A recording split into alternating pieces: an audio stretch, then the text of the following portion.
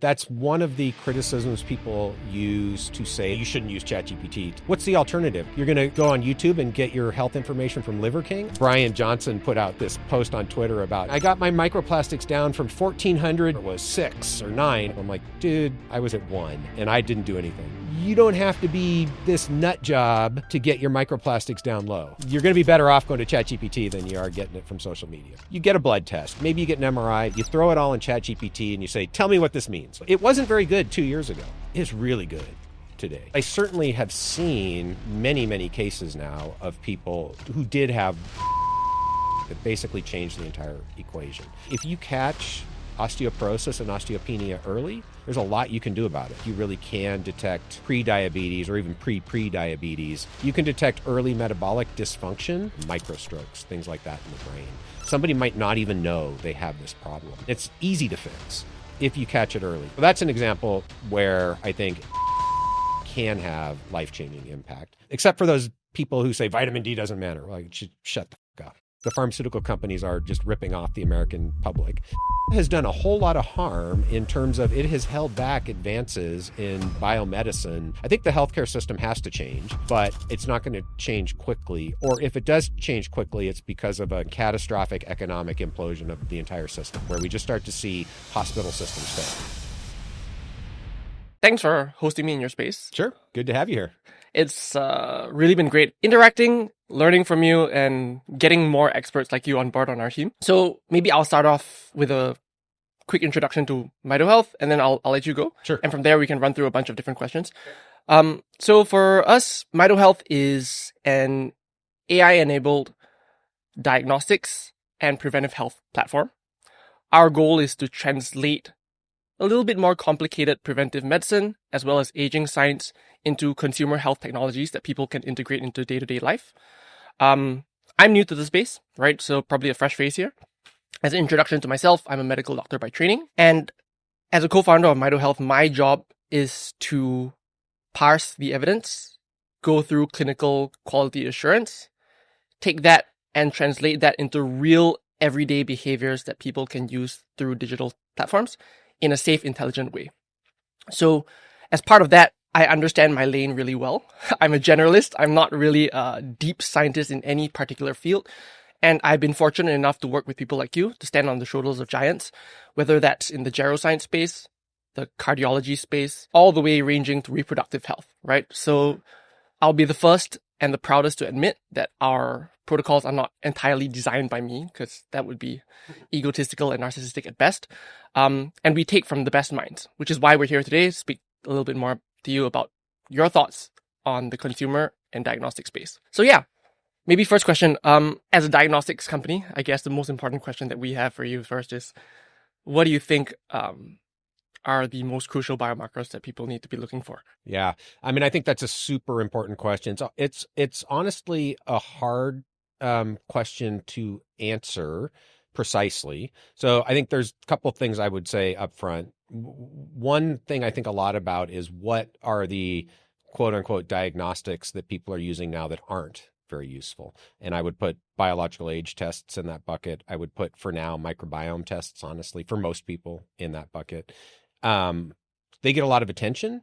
I just don't think they're very actionable or useful these days. I think where most of the value comes from, sort of the 80-20, so to speak, for preventative diagnostics is going to be in the realm of comprehensive blood work. And so that actually obviously encapsulates many, many different measurements. But if we think about it in just general buckets, it's got to go way beyond what you're going to get at your primary care doc for sure. So what we typically do here at Optispan in our basic blood work panel is a pretty detailed look at lipids, including particle size, going beyond just HDL, LDL, and cholesterol, ApoB, LP(a), in the metabolic space, going beyond glucose and A1C. Insulin, I think, is an obvious one that often gets missed. A lot more value in terms of identifying problems early than just fasting glucose or A1C. We do a pretty extensive inflammatory panel, trying to look both at common types of chronic inflammation and certain types of autoimmune conditions. We know that inflammation is a major driver of dysfunction and disease during aging. And so I think that's an area that is really important to look at. Common toxins, heavy metals, things like that. I would put also in there comprehensive hormones. That's probably the other big bucket that often gets missed. Or if hormones are looked at, they're looked at in a very superficial way. So for men, for example, just looking at testosterone, right? Or even looking only at testosterone and free testosterone really doesn't tell the story. So for both men and women, it's a little bit different set, although largely overlapping, but really looking comprehensively at all of the reproductive and sex hormones, as well as other important hormones. And then vitamins and nutrients, right? And again, some of them, it doesn't make a whole lot of sense to measure because they're water soluble, like vitamin C, it's going to be gone in a day anyways. But the ones that are predictive of your sort of average level over the last few weeks or months, things like vitamin D, B vitamins, omega-3s, those make a lot of sense. So that sort of goes in the Bloodwork panel, and I would put that as a core of the diagnostics. Body composition, we like Dexa a lot. There are other ways you can look at body composition. That also goes in this 80-20 bucket, I would say, where you can get 80% of the benefit for 20% of the cost. Dexa is super important because you not only get a measure, and now I'm talking whole body Dexa, not a dedicated bone density Dexa. Yeah. You get not only estimates of percent or total amount of body fat, muscle, or at least lean mass and bone, but you get positional information, which is particularly important both for bone density and for adipose, for fat, because we know that the visceral adipose is more problematic than adipose that's not visceral. And then muscle mass, again, super important for metabolic health, but also for preventing frailty and being able to function at a high level. So DEXA is fundamental. That's something I think every adult, certainly people who are in their 40s and above, should get at least once every couple of years. And I personally would say at least once a year. And then in the sort of 80-20 bucket, along with Bloodwork and DEXA, I'd put some functional tests, and there I would include both some cognitive assessments and physical functional tests. VO2 max is an obvious one, because that really is one of the best predictors of mortality. And then I think there are a bunch of other functional tests, ways that you can assess physical function, right? So you can do the basics like grip strength and sit stand test. Those for healthy people maybe aren't the most useful. So you want to get a little bit more sophisticated to look at strength, flexibility, agility, balance, things like that. So that's the core bucket to me. And then I think outside of that, then you can start to have conversations with the individual clients or patients. It's going to depend a little bit more on their health situation, right? Multi-cancer screening, super valuable. That could be in the form of something like a Gallery test for blood or whole body MRI. Some people, it makes sense to go right to an advanced cardiac scan. I think one tool that is not widely used, but that has a lot of potential from a screening perspective, is point of care ultrasound. So again, non-invasive, you can screen for fatty liver, major kidney problems, plaque buildup, other types of pathologies that can be detected in a very easy and non-invasive way.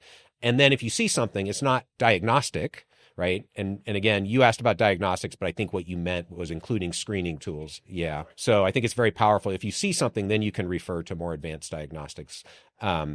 For example, then maybe if somebody looks like they have some sort of early cardiovascular or late cardiovascular disease, you refer them for a CCTA, right? Something like that, to look at hard and soft plaque. So that's kind of the way I think about it. And there are lots of diagnostics.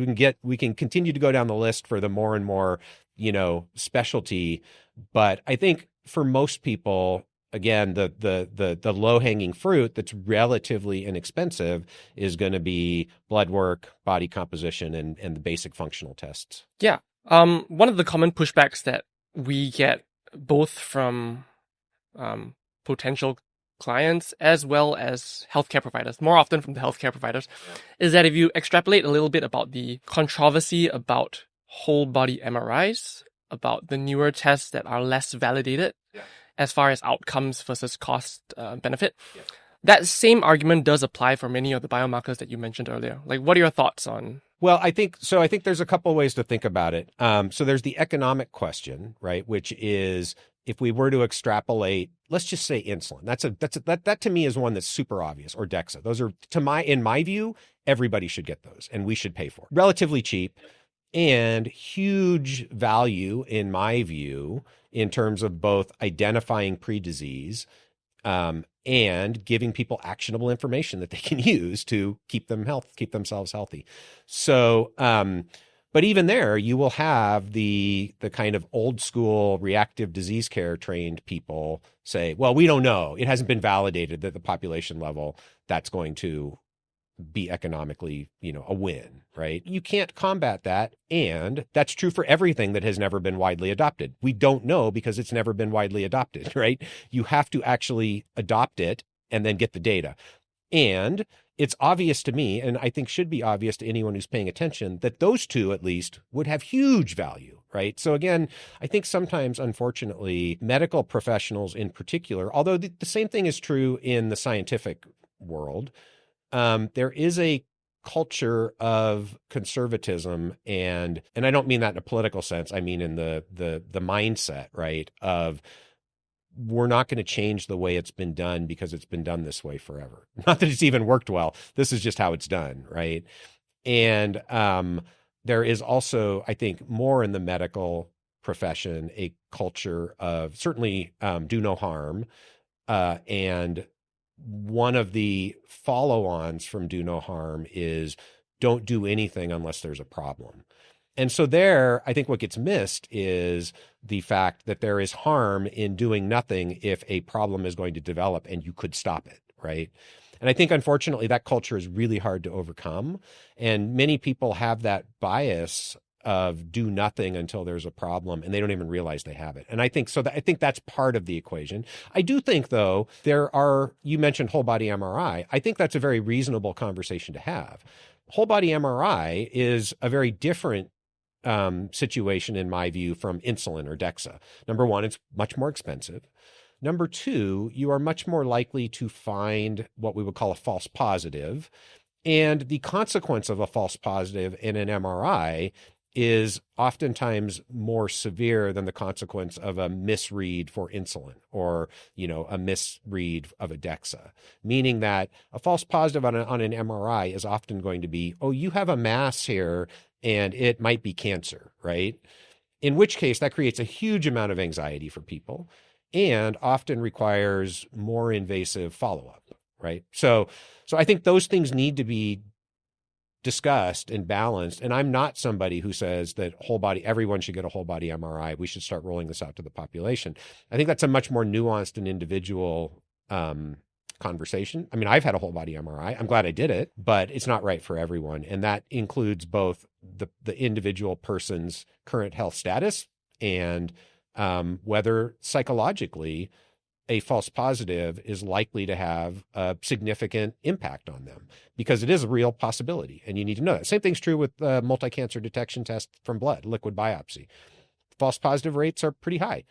And if you get a positive read, I don't know if this is still the case, but at least when Gallery first came out, if you get a positive signal there's only a 50% chance it's real. So people need to understand that going in and need to be able to evaluate for themselves, hopefully in conversation with a quality medical provider. Am I prepared for that? And if the answer is no, that's going to cause me a lot of anxiety, then maybe that's not the right diagnostic for you. So I do think that these are important conversations to have. I would just like to see, and I think this is starting to happen, but I would like to see a little bit more of a shift in the culture of reactivity that still is pervasive in the healthcare community towards a culture of proactivity, of really trying to think about this through the lens of how do we keep people healthy as long as possible.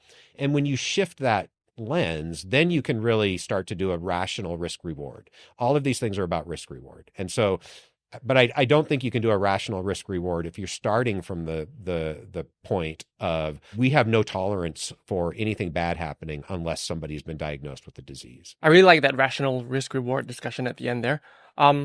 On that vein, how do you think the role of the doctor in interpreting labs imaging is changing right now, because Yeah. I think physicians and clinicians in general play a huge role in helping people to tease apart that cost-benefit analysis right now. How do you think that's changing in this world of consumer AI tech? That's a good question. I mean, it is changing, no doubt about it. It's a very complicated, dynamic, and rapidly evolving situation. So I think it also depends on the context, right? So if you're still in the reactive disease care system, which the vast majority of people are, it's a very different experience than for somebody like us, who is very much in the proactive healthcare world, right? I don't think yet that the AI tools have been adopted to any great extent in the reactive disease care world. And I don't think most people's experience has changed that much in that world right now. It still honestly sucks. And I'm indirectly going through that right now with a family member who's in that world dealing with all of the nonsense that goes on there. Unfortunately, that hasn't evolved yet. I think in the world of people who are taking control of their health and accessing these tools and taking a look at some of the medical programs that are out there, as well as some of the direct-to-consumer programs that are selling diagnostics without providing medical care, there it's kind of the Wild West, right? People are often left to their own sort of devices for how to navigate this system. I very much, and I believe we're aligned on this, believe that there's a really important role for the doctor, the medical professional right now. Maybe more important than it's ever been, because consumers have access to so much more than they used to. And without a medical professional who can help them navigate what that means, it creates, I think, a lot of opportunity for misinformation and opportunity for real anxiety. And let me clarify what I mean by that, because I don't so much think that the misinformation is coming from the AI tools. And let's just take a very simple use case. I'm sure you've done it. I've done it. Probably lots of people watching have done it. You get a blood test. You get this comprehensive blood test. Maybe you get an MRI. Maybe you get a Dexa. You throw it all in ChatGPT and you say, tell me what this means, right? Hopefully you're a little more sophisticated in your prompts than that, but more or less that's what you're doing. So it wasn't very good 2 years ago. It's really good today. The problem is, if it tells you something concerning, and it often will, if you don't have a medical professional that you're working with, and you don't have a primary care doctor who understands this kind of approach to medicine, then you're stuck, right? Then you're in a position where you get something concerning. Maybe you even need a referral, or, a good doctor who's in the evidence-based proactive healthcare system would give you a referral to a specialist. If you try to take this pile of information and a printout from ChatGPT to your primary care doc, they're not going to know what to do with it. So that's really where I see the big problems in this space right now, are the companies that are selling diagnostics. They have made a decision that they're going to be purely direct to consumer. I understand the incentive structure for why they make that decision, because it's easier not to practice medicine, because the system is broken in the way we regulate medicine at the state level, which makes absolutely no sense. But that's a different conversation. But that's why they do it, because it's easier to make money just by selling worried well these diagnostics and not giving them any medical care. The problem is then people get stuck. I'm just going to leave it at that. I have my own personal opinions about whether it's ethical to do that, but it's happening. Yep. And that's where I see the problem right now. So I think you really want to be sure, if you're going to be a consumer who's trying to take control of your own health, you want to get access to the right diagnostics, you want to get good information, you really want to do everything you can to make sure you have a quality medical professional who can walk that path with you. I very much agree, and I think we're both aligned on that. I do see more and more that while I agree that the output from GPT or whatever model that you use has truly become outstanding, I think the clinician in the loop remains a crucial part of this, and I still see that being true in the coming 5 to 10 years. Yeah. Not only because of quality of information, but also just because of trust. Yeah, I think you're right. And so there's two things I would say about that. I think one, the human connection is really important. And I don't think that will change for most people. I think there are a small proportion of people who are perfectly content to have the AI do it all for them. And that's okay. Like there's nothing wrong with that. But I think for most human beings, yeah, you're going to want that human connection and that trust component. The other piece, and I alluded to this a moment ago, is you really need somebody who can help you navigate the system. Right? Because if you get stuck in the reactive disease care system without somebody who's going to help you navigate it, you're done. Yeah, it's a dead end, right? Right. You're going to want to start on something. You're going to go there and they're just going to reject you. No referral letters, no nothing. Right. And I don't think that's going to change in the next 5 to 10 years. I think, unfortunately, I think the healthcare system has to change, but it's not going to change quickly. Or if it does change quickly, it's because of a catastrophic implosion, which none of us want to see happen. And what do you think that's going to look like? Like change, not the catastrophic implosion, but more on the shifts. Do you see it moving? Is that an incentives sort of problem? Is that like who pays? Yeah, I mean, this is way above my pay grade, honestly. I mean, I think to some extent, just being a pragmatist, it's going to have to be incentive based because that's how you're going to get the change. That to my mind is the only way you're going to get change outside of, again, catastrophic economic implosion of the entire system, where we just start to see hospital systems fail. And I mean, the reality is that's going to happen if there isn't change. The only way that's not going to happen is if the government bails out the hospital systems. So something's going to happen. And the government doesn't have any money, right? So there's lots of forces here, I think, that could help align on changing the incentive structure to a more proactive approach to health. And I think the consumer can also drive it. I mean, again, it's still a pretty small fraction of the consumer space that is tapping into these opportunities for advanced diagnostics. But those opportunities are there, and it's a rapidly growing sector. And so the hope is, and this is part of the rationale for what we're trying to do at Optispan, to develop these scalable solutions to enable this sort of a shift in healthcare. The hope is that if people can develop smart, responsible, scalable ways for individuals to get access to this kind of healthcare that is also affordable, and that's where I think the AI tools can play a big role, then I think there's the opportunity for payers, insurance companies to recognize that the value proposition for them shifts away from spending a lot of money on keeping sick people alive to spending a lot less money keeping healthy people healthy. That's interesting, though. I mean, I love to pick your brain on the macro shifts of this space. It's really interesting being in this space with some of the people who we interact with, because our lead investor, Dave Saby, owns half of the Swedish campus. That's one of the hospital systems in Seattle. And so he's tapped into a lot of the higher ups there. And so I get a lot of information about what's happening in that world. And I'm like, oh man, this is not looking good. Are there goals to integrate the Optispan services? I mean, certainly that's on the radar. The challenge is, I mean, I don't know if you guys have ever tried interacting with the big hospital systems. It's really, really difficult to get anything done. And that's not to say that they're bad players. There are tons of people there that really buy into this space. Oh, yeah. But it's just glacial, right? Yeah. It's just so slow. That's right. Yeah, it's like trying to shift the Titanic before it hits the iceberg. So more and more today, we're seeing a shift towards earlier blood testing. People in their 20s are starting to get into this, which is really cool. But is there a point where you would say it's too early to start diagnostic testing? I think it depends on why you're doing it, right? I think the glib answer is no. I think data is valuable. I also think this goes back to the question of who, right? I don't think you can make an economic argument that it is economically at the population level a good allocation of resources to start giving people these comprehensive blood tests in their teenage years, right?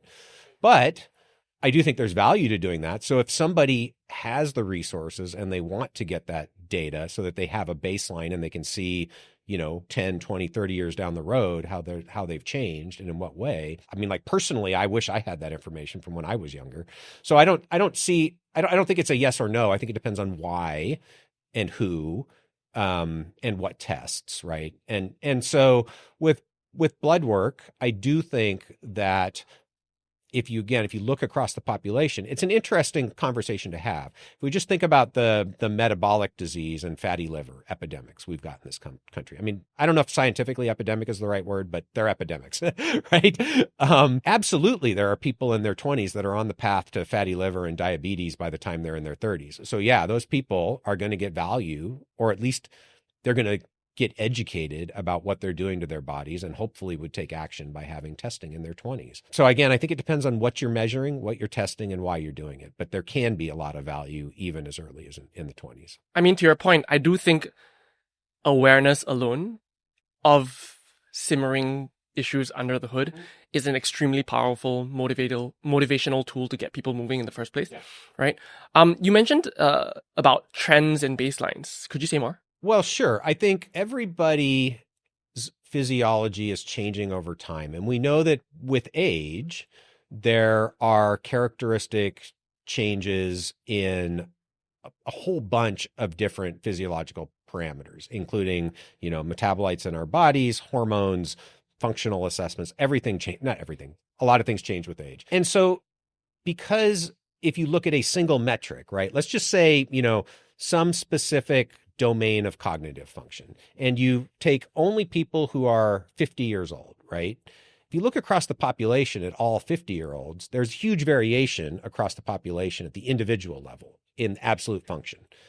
And so unless you know for you personally where you were 10 years ago, you might not get much information in terms of what your measurement is today because of this variation in the population. You'll get an answer that you are or are not in the normal range, which is usually just going to be like the 25th to the 75th percent of the population.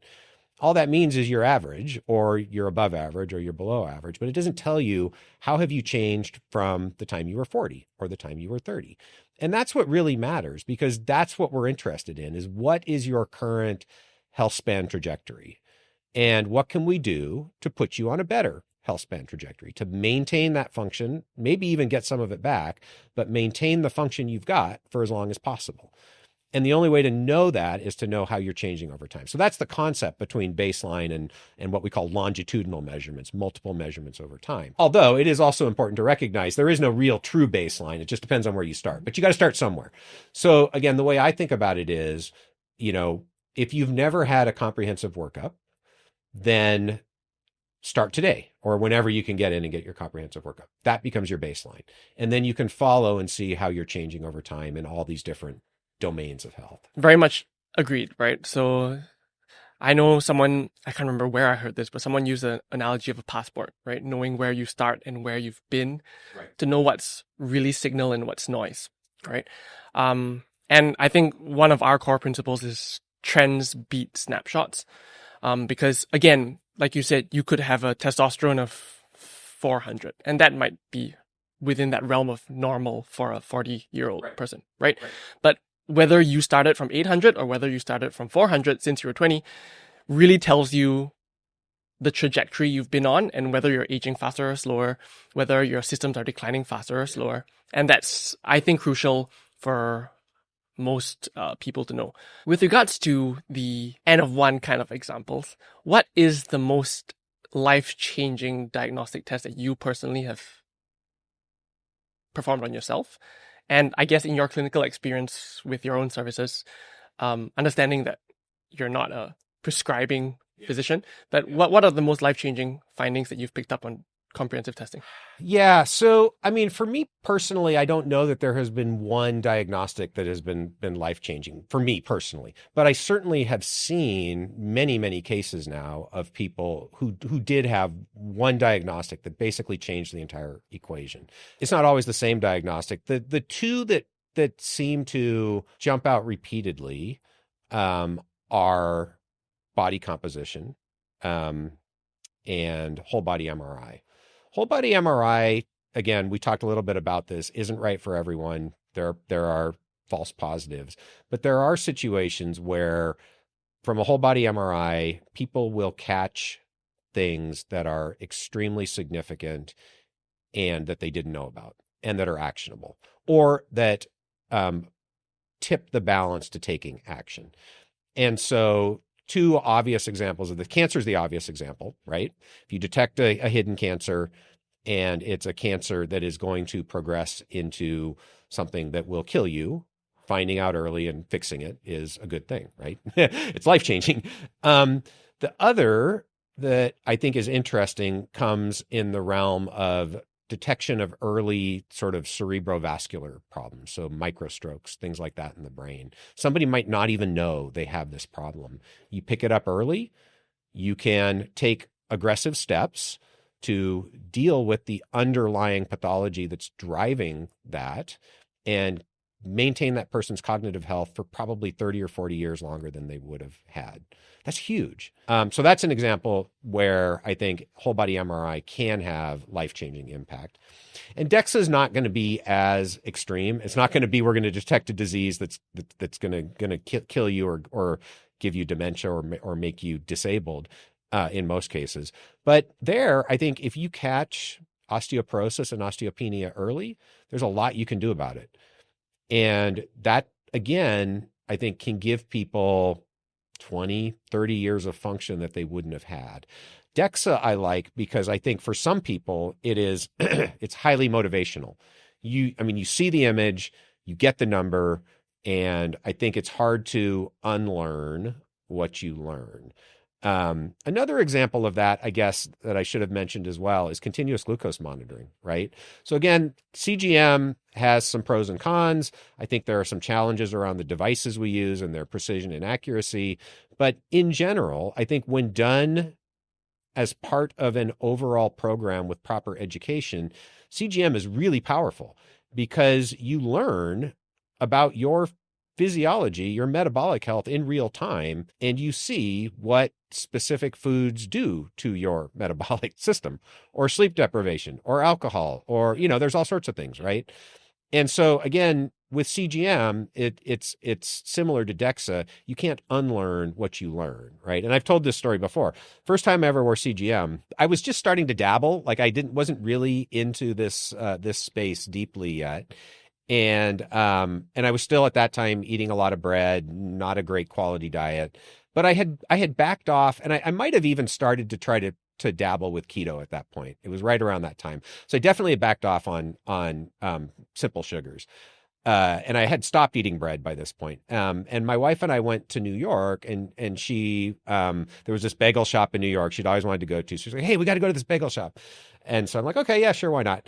And I go and I have, a bagel with cream cheese and salmon, whatever. It was pretty good.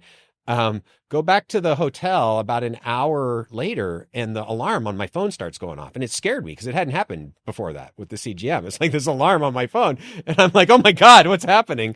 And I look at it, and I'd had obviously this massive glucose spike from the bagel. That wasn't what set the alarm off. It was then, because I had this insulin response, it came down so fast that I went down into the low range. That's what the alarm is set to. And I still remember that immediate feeling of anxiety when the alarm went off. And I really have avoided bagels, for since then, until recently. I found these really good keto bagels, from a bakery in New York called Royo that I like. And they don't set the alarm off. So that's great. But that's a very specific, example of, for me, how CGM had this behavior modifying effect that was very immediate, right? I hate to ask this, but do you think overall that experience for you was a pro or con? Now that you're scared of bagels, I'm not scared of them. I found a different type of bagel. No, it was definitely a pro for me because I think I realized very, very quickly. I mean, I don't know that specific event was a pro, other than it stuck with me. But I realized very quickly then how profound the impact what I chose to eat was having on my body.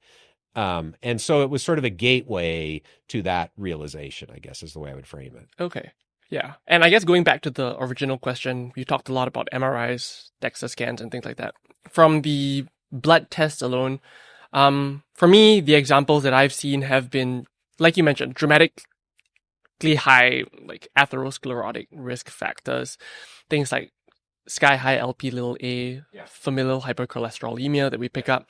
We've picked up a few blood cancers here and there. I wonder whether you've had that same experience with blood testing. Yeah, absolutely. The thing I would say with blood testing is, in many cases, it is a hint, but often is not definitive. So you mentioned lipid levels that are through the roof, right? High LP little a, high ApoB,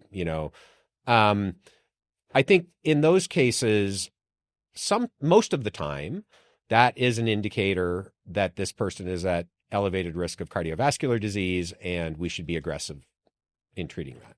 But there are these cases where then that person might go get a CCTA. They're clean. The pipes are clean, and we don't understand that. And that, that's where this, unfortunately, I think, there is this narrative out there now among some circles, that lipids are meaningless, right? LDL doesn't matter. That's bullshit. It matters at the population level. There are individuals where the correlation doesn't hold up.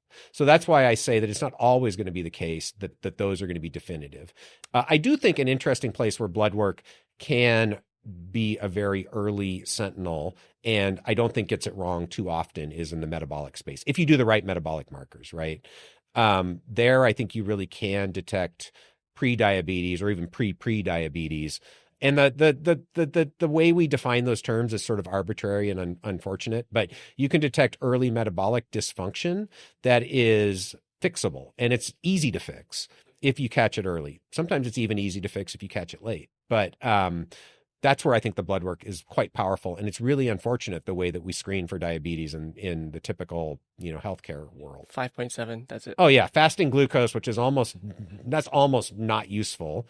And yeah, A1C, which is a useful biomarker, but it's really arbitrary where we set the boundary. Yeah. Functionally, what's the difference between 5.6 and 5.7? Yeah.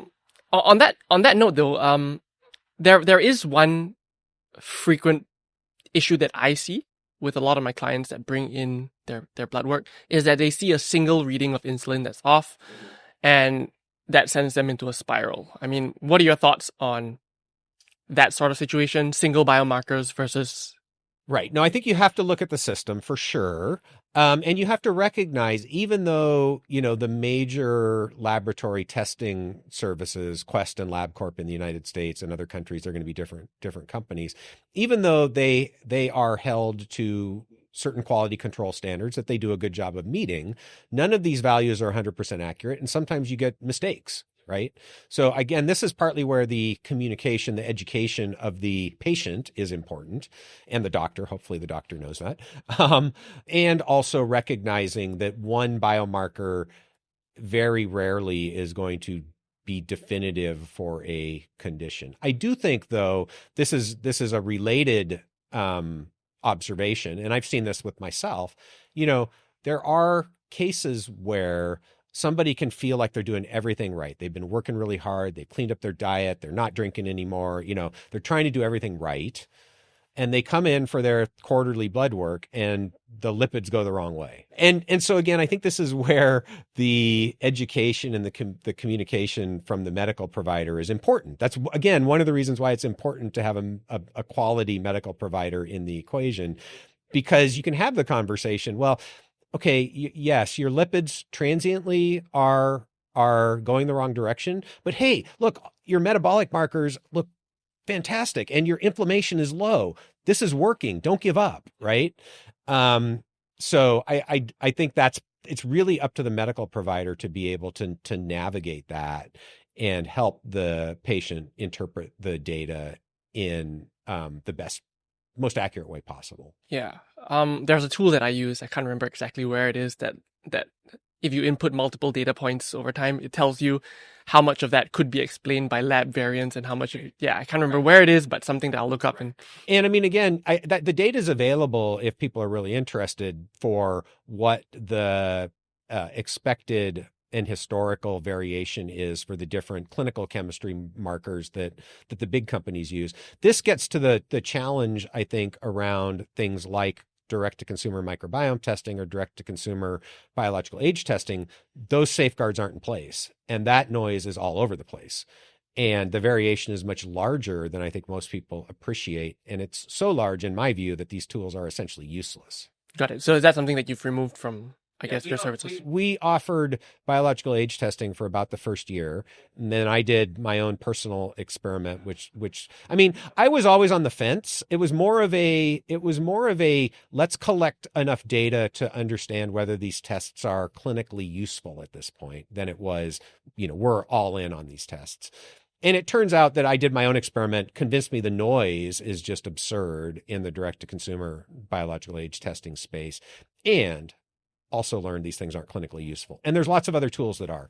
So my view is, again, if we're talking about somebody where money is no object and they just want to measure everything they can measure, fine. If you want to do a biological age test, do a biological age test. Just understand what it is and is not telling you. But when you're in a situation where you're really trying to give people the best value that they can use to improve their own health, I think you want to only use the set of diagnostics and tools that either give you some important information about that person's current health status or future disease risk, or give you actionable information that will impact their current health status or future disease risk, or, and this is a very small bucket, give you information that is behavior modifying that will get them to do something that will impact their current health status or future disease risk. Yeah. Okay. Got it. I guess with the expansion of the tests catalogs that direct-to-consumer diagnostic companies are providing, and we are one of them as well, right? How much do you think that applies to the newer tests that relate, not newer tests, but less traditionally commonly performed tests? Like heavy metal testing, for example, is something where the reference ranges are predominantly derived from ill populations, because the main institutions that are sending these specimens for testing, right, they're looking for lead toxicity. Right. They're looking for mercury That's right. toxicity in occupational health. Somebody's got a symptom set that might be caused by mercury poisoning, so they send their sample exactly. for mercury So testing. with that small number, does that same concern apply? Yeah. So I mean, I think there are a couple of underlying concepts or issues here that are important. The one you alluded to is that for the most common biomarkers we're going to look at from blood testing, the reference ranges are population reference ranges. Now, even there are problems with those reference ranges, but that's a different issue. I think the issue you raised is for a subset, the reference ranges do not reflect the general population and may not reflect what is healthy or acceptable or normal, right? Yeah. And then the other question is, of all the diagnostics that are available now, which ones are useful? Those are different questions. And I'll be honest, I haven't really tried to keep up with every possible test that somebody can go buy. So I think I would be on a one-by-one basis that I would try to answer this question. But with the metal testing, I mean, again, I think there are some metals that are out there that we know are toxic, and it's a pretty good bet that keeping them as low as possible is where you want to be. Mercury and lead, I would put in those buckets, right? I don't think there's any really good, important reason that you want to have, some significant level of mercury or lead in your body. So there, I think you can make, as a medical provider, it's a perfectly reasonable position to take that we would just want to get it as low as we can. The other thing, though, that's important to recognize as well is with mercury, it's been my observation that sensitivity, where it becomes symptomatic, is quite variable. Like the absolute number in somebody's blood doesn't necessarily tell you a lot about whether they're going to experience symptoms as a result of that level of mercury. And so I don't know whether that's because they're just more sensitive, but the same amount of damage is happening under the surface, or is it that some people just aren't affected by mercury and they aren't getting the damage? I don't know the answer to that. So I don't think anybody does. So again, I think it's best to gravitate towards the idea that we want to bring those down as much as we can. But I think there are a lot of diagnostics out there where I don't know if anybody knows how useful they are and how well we can interpret the data that comes back in terms of what's normal, what's reference ranges.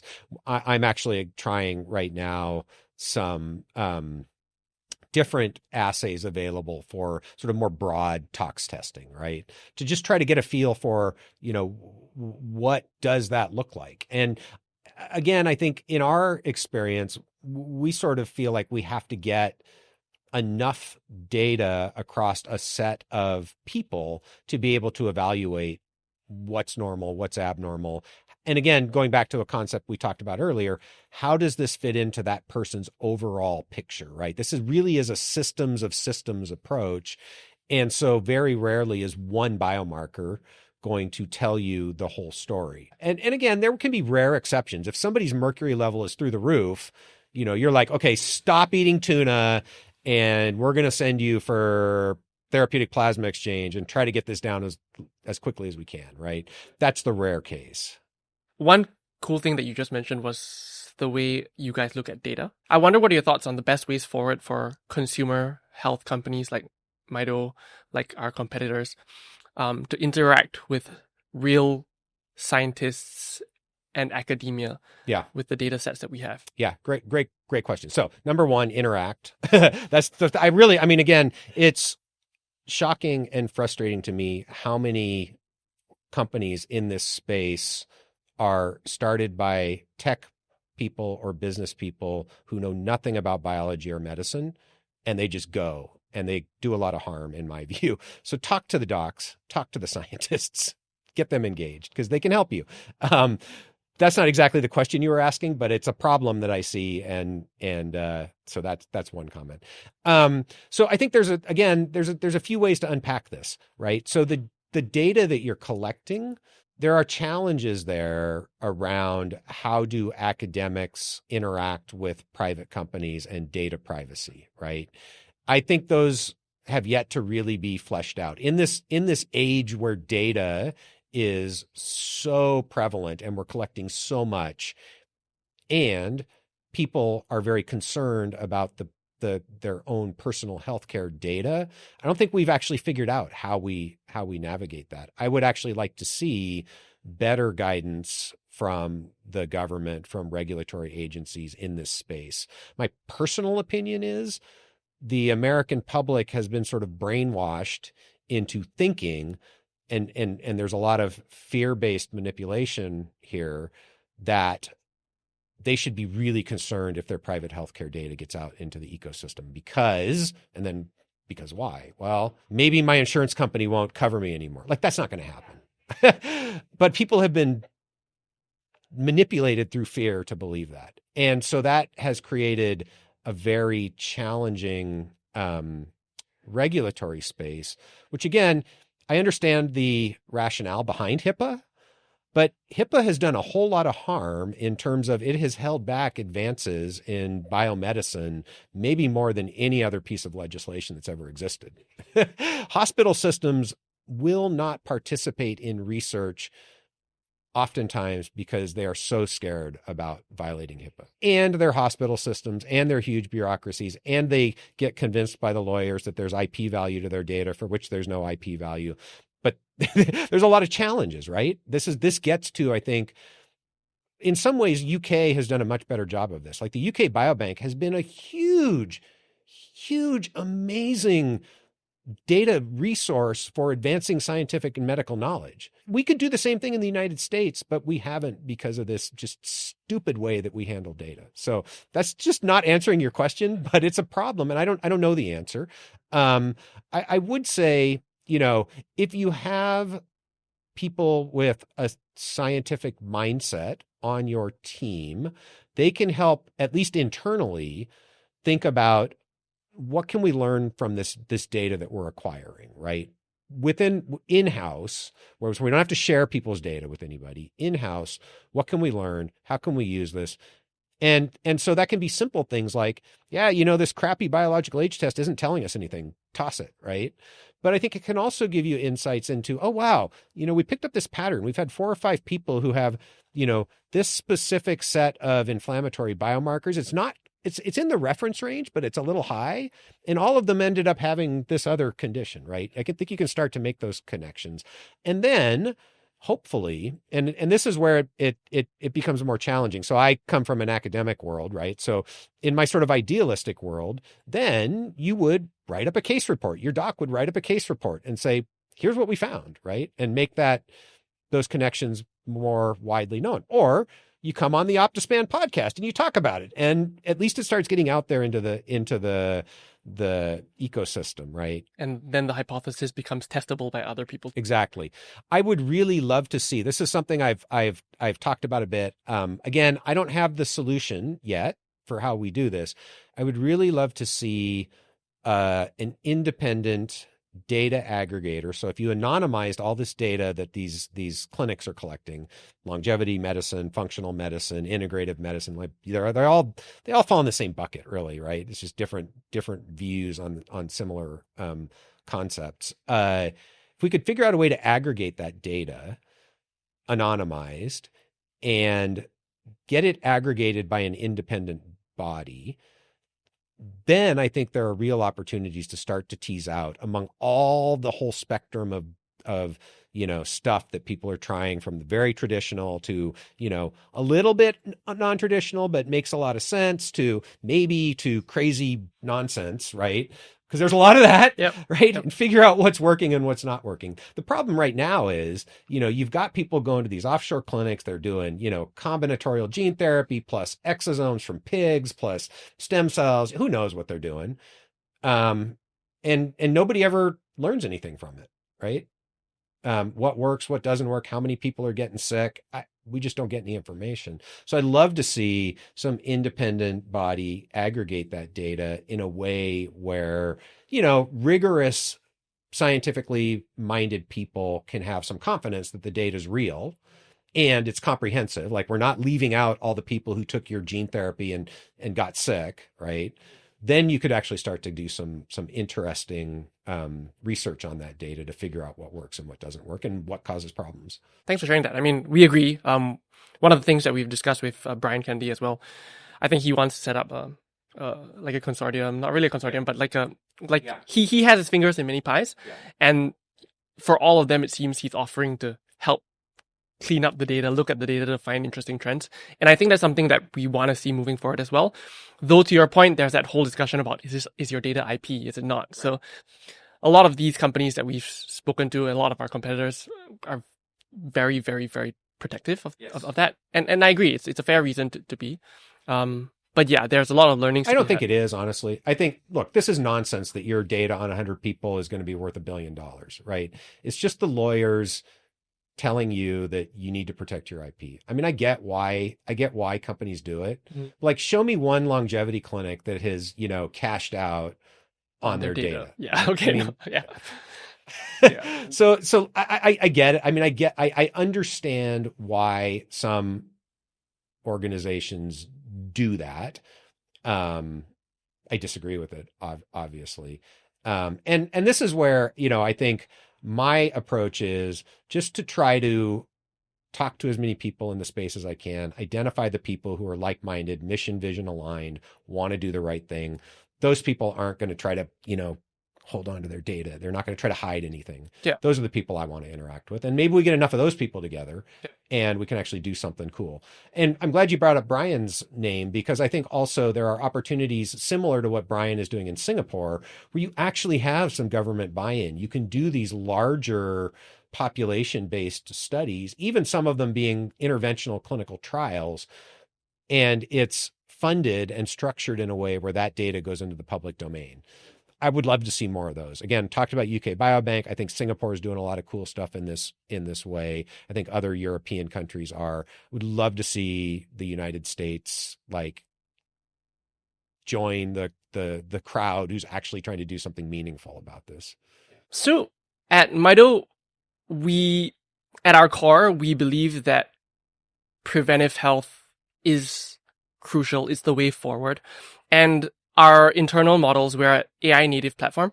Our internal models are entirely biased towards focusing on ultra preventive care. What are your thoughts on that sort of service in comparison to general language models or our competitors? Yeah. I mean, so first of all, I completely align with the idea that detecting trajectories early and then taking proactive steps to prevent disease onset is exactly where we need to be. So I'm fully aligned with that general approach. And I love the idea of tweaking these AI models or tuning them to take more of that kind of an approach in integrating and interpreting the data. Of course, you always want those models to be able to detect an existing problem, because if somebody has an existing problem, you want to fix it. But I think as long as that is still incorporated, I think there are lots of opportunities in general to make these LLMs work better towards this kind of evidence-based proactive approach to healthcare. And that's the last piece I would emphasize is, I think, in addition to tuning them to be more proactive, tuning them to not only utilize information that's in the scientific literature, but utilize it in a critical way, right? Not weight every crappy study exactly the same, but be able to discriminate against, what is good science from what is maybe questionable science, which is a harder problem, but I think a lot of advances are being made in that space as well. Yeah, there are a bunch of tools that seem to, they use a bunch of different metrics, whether it's citations or strength of evidence, the methodology. Number of papers that have found the same thing, reproducibility, all of that is important. I'm not sure how much you use such tools currently in your practice, but one problem we found with the base models is that they tend to have a bias towards what is most written about, which may not necessarily be the true expert opinion in each space. That's right. No, I think you hit the nail. I mean, I think you nailed it. And that's been our experience as well. I think that's where having the expert sort of moderator help iterate on the model is really important, right? You need somebody who understands the current state of the art, the scientific literature, how to evaluate both medical and scientific literature, who can just sort of sanity check what you're getting out of these LLMs before you roll them out to the mass market or to the patients. Yeah, I mean, a bunch of weird examples being that, like, if you ask about saturated fats and how it's good for you, you're going to get that answer, right? And more and more clients that we see come in with that sort of information because GPT has become the go-to over Google and WebMD. Yeah. And I mean, again, so I agree with that. And that's one of the criticisms people use to say that, well, you shouldn't use ChatGPT but look, what's the alternative? You're going to go on YouTube and get your health information from Liver King? I mean, come on, right? So again, let's be realistic about this. Sure, ChatGPT or whatever model you're using is imperfect, but it is honestly way better than the average thing you're going to find on TikTok or Instagram or YouTube. So unless you are, and hopefully you are, a savvy consumer of healthcare information, you're going to be better off going to ChatGPT than you are getting it from social media. Yeah. I mean, subscribe to Optispan. That's right. So on that note, I mean, very much in line with what you're saying. The other part that we do is that we ensure that every output that's eventually patient or user client facing is clinician vetted.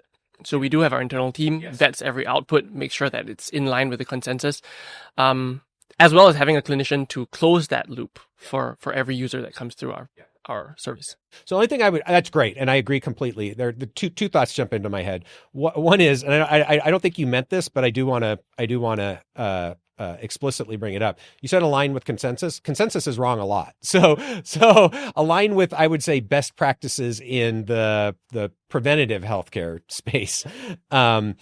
The other is, this goes back to what we've talked about a couple of times, just how important it is to have an expert in the loop. And I mentioned earlier that I have concerns about some of these companies in the consumer space that have been started by, people who don't have an expert background, and they have not brought those people onto their teams. That's where I see a lot of the problematic stuff that's happening out there right now. So I think that is absolutely critical that you have medical and scientific experts in the domain, in the loop, as these tools are being built. I don't mean to call out anyone in particular, but what are your thoughts then on companies where their scientific advisory board is bloated with nice names, right? They bring on people, but don't necessarily engage them all that much.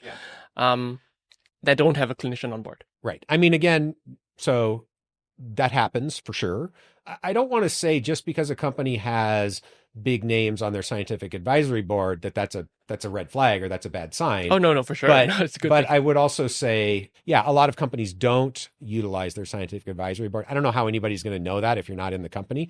I know that because I've been on scientific advisory boards where they just haven't utilized me. But I do think that's where having actually somebody on the team, right? And again, this is where, the average person maybe isn't going to be able to evaluate this, but there's a difference from having somebody on your scientific advisory board versus having somebody who's an employee of the company who's in the loop, whose job it is to actually help develop these tools, right, as they're being developed. And that, I think, is going to be a much more effective way to do a really good job of making the best tool possible by having somebody on the team every day who's there, whose job it is to actually do that. There is another spin on it where how do you keep, even for myself, it's a question that we struggle with sometimes. How do we keep scientifically accurate, ethically clean the longer you stay in the industry?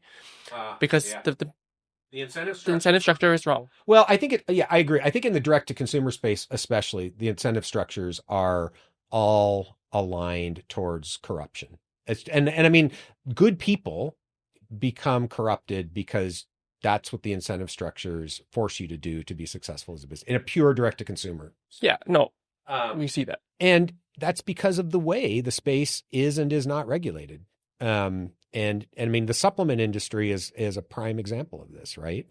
I think the direct to consumer diagnostic testing has similar problems, right? There is in the testing, I mean, this is where I would put the methylation companies. They aren't required to have any safeguards on precision, right? So who knows? And they're not required to report it. So why would you? And you're allowed to make up a number. You can tell people anything you want. Nobody pays any attention. So why would you? Because you're honest? Yeah, until you realize that it costs more to be honest and your competitors aren't doing it. And so then you do what your competitors are doing. You just make it all up. I mean, that's being a glib. I don't believe people are actually, some people are doing that. There are people who aren't. But that is really, at its core, the reality of the situation. You can do whatever you want. Nobody's going to come after you. FDA is not paying any attention. Nobody's paying any attention. I've said this several times on the podcast. You and I, once we shut the cameras off, we could decide we're gonna make up a test based on whatever we want it to be based on. We start selling it on Amazon. We can tell people anything we want to tell. We've got a test, that'll tell you your biological age. And I could just look at your chronological age and add something nice. We could just make it up. We could use a random number generator, plus or minus 5, from your chronological age, right? And you could sell that, and some people would buy it. And look, I mean, the reality is, if I put my name on it, I could do that right now, right? We don't have to do anything. We send people a tube, we tell them to spit in it, we have them send it back to us, we throw it in the garbage, we use a random number generator. We're going to skew it towards being younger because people are going to like that. Right. Maybe the first one we make older. Right. And then we tell them, not only that, guess what? We've got these supplements over here. You buy the supplements and these are going to slow your biological aging. Right. Then we sell them the supplements. And then 3 months later, yeah, we have them send the sample back. If you're a repeat person who's bought the supplements, we're going to skew the model down. If you didn't buy the supplements, we're going to skew the model up. Who's going to know? Yeah. How do we know that these companies aren't doing that? We trust them? Do you trust them? I don't. I mean, I know some of the people who I do like and sort of trust, but I mean, that's the reality of the situation in this space right now. What are your thoughts then on you commented on the supplement space. What are your thoughts then on I don't know how to say this in a nicer way, the pill mill sort of space? Because we are moving in that direction where pharmaceutical grade drugs are more and more accessible to anyone. And you can just buy a GLP-1 online you see someone for like a minute just to chat and make sure that you meet the criteria. And that seems to be applying for more and more therapies, right? Yeah. Hormone replacement, testosterone replacement, GLPs, other weight loss drugs, even I guess the other big one would be like hair loss, sexual dysfunction. Yeah. So, I mean, honestly, I have mixed feelings on this topic. So part of me very much is a true libertarian when it comes to healthcare. It is my belief that informed people should be able to get access to medications and take control of their own health without all of the barriers that are in place. Now, that's a tough slippery slope in some ways, because what does it mean to be informed? I mean, I'm informed, at least I think I am.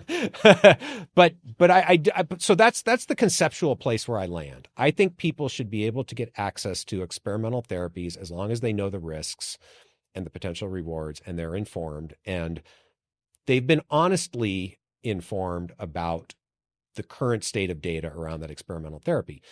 I feel the same way about prescription medications, with a few exceptions. Addictive drugs, I would put in a different bucket for obvious reasons. So GLPs are interesting. I think it would be possible to give people an overall good quality summary of what we know about GLP-1 agonists, what are the risk rewards. And I honestly think people should be able to make the decision for themselves. Interesting. Okay. That's my conceptual alignment. Yeah. And I am uncomfortable with companies that are, again, profiting off of the misaligned incentives and, I would say, ineffective regulatory environment to take advantage of consumers by giving them access to medications without a full information set or doing the sort of appropriate level of medical care to understand whether these therapies are the right therapies for individuals. And so, as an example, you mentioned some of the hormone providers out there who, I haven't done this, so this is my understanding from talking to people, often will prescribe hormone therapy based on a Zoom call, not even blood work. To me, that's unethical practice of medicine, personally, I think, because there are easy things that we can measure that can allow you to understand, number one, is hormone therapy right for this person? And number two, what's the right way to do it? So, and this is where the incentive structures and the ineffective regulation come in. The incentive structures are all aligned to doing it that way because it costs nothing. And you're going to make money because you're selling shit to people, right? And the lack of regulation, even though I think any reasonable medical licensing board would look at that practice and say that is unethical practice of medicine, doesn't enforce it, right? We know this. We all know this is happening. And the bodies that are supposed to enforce appropriate standards of healthcare aren't doing it. So it's created a situation where, people who are in it for the money are going to obviously gravitate towards the lowest cost way to make the most money. And that's a pretty good model. And not only that, but they're also breaking the law by compounding some of these things and selling them, even though the pharmaceutical companies have patents on these things. So it's a tough situation. Again, I think the GLP-1s are another interesting example. That's where the compounding of these things comes in, right? Pharmaceutical companies have patents on these things. So these things are absurdly expensive if you do it the right way. They shouldn't be. The pharmaceutical companies are just ripping off the American public. And it's also illegal to do it the way that a lot of these companies are doing it, but nobody's enforcing it. So yeah, it's sort of a wacky space. Yeah, it's a strange situation, right? And honestly, from our perspective, or at least my experience practicing in the past, I've had to clean up a lot of these cases. Yeah. It's like they had a Zoom call, right? TRT, they come in, their hemoglobin is like 18.6, their hematocrit is like 60, and we're like, oh crap, you're 60 years old, you need to donate some blood right now, right, before you get a stroke. So I think that's a scary area that we're trying to figure out as well. For Mito, at least, the perspective that we and I have set is quite in line with that libertarian kind of process that you described. We believe that it is ultimately an individual decision, but the degree of education that needs to go into that to let you make that right decision for Right. you Right. is quite immense. Honestly, it's a lot of information. Yeah. So one of the things that we are focusing on is making sure that we provide all the information needed for users who decide that they want to do things. That could be hormone replacement, TRT. That could also be peptides, right? Sure. And we treat uncertainty not as a veto factor, right? Like uncertainty is going to exist no matter what. I think that's really important for people to appreciate. Yeah. There's uncertainty in everything. Nothing is completely safe, right?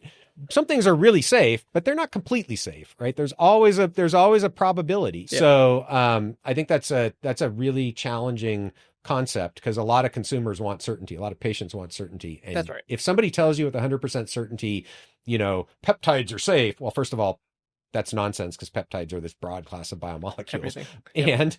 And they're not, yep. Right? You should stop listening to those people. So the way we've taken it, and I don't know whether you have any comments on this, we know what we know.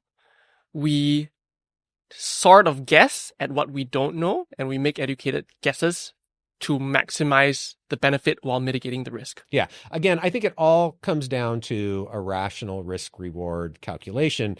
I think the nuance there is being able to understand how confident you can be that your estimates of risk in particular, reward too to some extent, but risk in particular, how confident can you be that your estimate of risk is accurate? And in some cases, you're going to know from 30, 40 years of clinical use what the risk profile of this drug looks like. In other cases, you're going to really have very little information to go on. I think, some of the commonly used peptides in the sort of functional medicine space fall into that category, where it's really interesting. Some of these peptides have been used for 12, 14 years, right? There's a pretty good history, thousands of people, maybe tens of thousands of people taking these peptides. So I think in those cases, we can have some level of confidence that at least most people aren't going to drop dead from these things, right? But do we really know what the long-term risks are? Not really. We don't have, in part because it's not enough people, and in part because nobody's following those people and actually saying, okay, you had these 3 peptides. What happened to you 10 years down the road, 20 years down the road? So understanding that we really don't know what the risk profile looks like for a lot of these commonly prescribed peptides, at least in the long-term state. We know something about the acute risk, but we don't really know what the long-term risk is. And just understanding that and becoming comfortable with that and communicating that to the patient, the client, right? Helping them understand, okay, yeah, I know this blowhard on YouTube said that all of these peptides are completely safe and they're natural, which, by the way, most of them aren't. That's wrong. That's not true information. Here's the true information. Let's have a conversation about whether these peptides make sense for you, given that information, right? And where do you see this? I guess we talked about it earlier about the doctor being, or the physician, clinician being an important part of this process. Where do you see that going in 5 years? Do you think that's always going to be the case, or? That's a hard question to answer. I certainly for first of all, I'm doubtful that the broadly speaking, the healthcare community is going to evolve quickly enough that we're going to be to the point, even where the kind of thing we're talking about, I'm hopeful the kind of thing we're talking about is mainstream medicine in 5 years. That might be overly optimistic, but I hope so. So I don't know about putting the timeframes on it. I do think we will evolve more and more to where I think I would answer it as I don't see a time in the near future where the physician is not going to be a value add to the proposition. I think we will evolve more and more to where automated tools, AI-based tools can take on more and more of the load, which is great because that allows the competent physician to provide care to more and more people, right? That's how I see this evolving. That's how I hope it evolves. That to me is really the biggest opportunity for scaling this kind of care, which frankly is much more data intensive right now, much more time intensive for the team. And the team includes not just the medical provider, but all the folks behind the medical provider who support the doc. It's very time intensive to do this kind of medical care. I think these automated tools and the AI tools will shrink the amount of person effort that has to go into providing this care, which then provides the scaling opportunity. Yeah, agreed. And that's, I guess, one of the main premises that we started this company for, because initially when we started as a clinic, in Singapore 2 years ago. One consultation took an hour. The first consultation takes an hour, and that's expensive, both in terms of time, but also financial cost. So bringing that down is something that we want to do, and democratizing these tools is probably a core part of our long-term 10-year vision. Yeah, and let me just riff on that for a minute, because again, I don't know how this is going to evolve. I can say from my experiences here at Optispan over the last 2.5, 3 years, in our initial consultation, the physician probably spends 3 hours with the client. So it is a big commitment of time, but there's huge value from the human component, the connection. So I don't know that we want to change that part, but I think if we can reduce the amount of time that the physician spends that isn't patient facing, right? That's where the real value comes from, because then you get that trust, that connection, and you also get the efficiencies of the, maybe it's 3 hours FaceTime and 10 hours, that's not FaceTime. If you can shrink those 10 hours to 2 or 1, and you do that not just for the doc, but for the medical assistant and for the coach, that's where I think the real opportunities come for scaling this kind of healthcare. Again, trying to be realistic, we're probably not going to get to the point where every person in the United States can get an hour with their physician every time they come in. But we can do a lot with these scaling tools to make the time that they can get more efficient. And again, maybe I should take back what I just said, because I sort of started from the position of we're probably not going to get there. Maybe we need to ask the question, why not? Like, why can't we get to the point where every American can get an hour with a doc every 3 months? We probably could if we could keep people healthy instead of having to spend all our resources on the last couple of years of life keeping sick people alive, right? So maybe it's not even a non-starter to go with, maybe everybody should in fact get this much time with a doc. Yeah, and that's interesting. Reallocating that budget, shifting it more to this sort of agenda. And Jesus Christ, everybody would be happier. The docs would be happier. The patients would be happier. The insurers would be happier. Like, why don't we do this? Yeah, again, pay grade. So but it is an interesting point. And honestly, exactly like you're saying, the face-to-face time we found has been not indispensable, basically. So one recurring theme that we've seen is that most people think that they're healthy, and outwardly they might look healthy until something goes wrong. What are your thoughts? Why is it so important that people start testing before these things show up? Yeah, I think the obvious answer is by the time something goes wrong, we usually mean by the time you've hit that threshold where we're going to call it a disease. Usually, not always, usually by that point, it's almost impossible to go backwards and get back what you've lost. And I think one analogy that is easy for people to understand here is if you think about a car, right? If you think about your body like a car, except you only get one car. you don't get another one. So you've got your one car when you're 20 years old. That's the last car you're ever going to have in your life. What's the best way to take care of it? Are you going to take it in for an oil change, a maintenance check, make sure you're giving it the right grade of gas? Or are you going to drive it till it breaks and then hope you can do something about it? And I think anybody who's really being honest is going to immediately recognize you're way better off taking the preventative approach than taking the reactive approach. It's exactly the same philosophy when it comes to your health. Wouldn't it be better to maintain function and high quality of life as long as you possibly can than to wait until your quality of life is degraded, probably irreparably, before you do something about it? Yeah, and when you frame it like that, like no one's gonna say no, but are they gonna? But I guess there is always that psychological barrier where life gets in the way. I think also, one interesting thing I've noticed along these lines is there is again, this is partly the way that we have been culturally influenced. Some people would say brainwashed. I've heard a lot of people say, yeah, I get it. I understand why I might want to get my insulin measured or my ApoB or my LP(a). The stuff you and I would look like, oh yeah, everybody should get that, right? But for the average person, they're just starting to hear about this stuff. And they're like, okay, I get it. You've explained it to me, but my insurance company doesn't pay for it, so I'm not going to do it. How would you rationalize that? Again, so there's two things I would say. Yeah, it sucks your insurance company shouldn't won't pay for it. They should, but they won't. And this is your health that we're talking about. You need to decide for yourself if you're going to be willing to invest the $20, $30 it's going to take to get these things measured into your own health or not. That's your call. Personally, I think you're a moron if you aren't, but that's your call, right? It's up to you.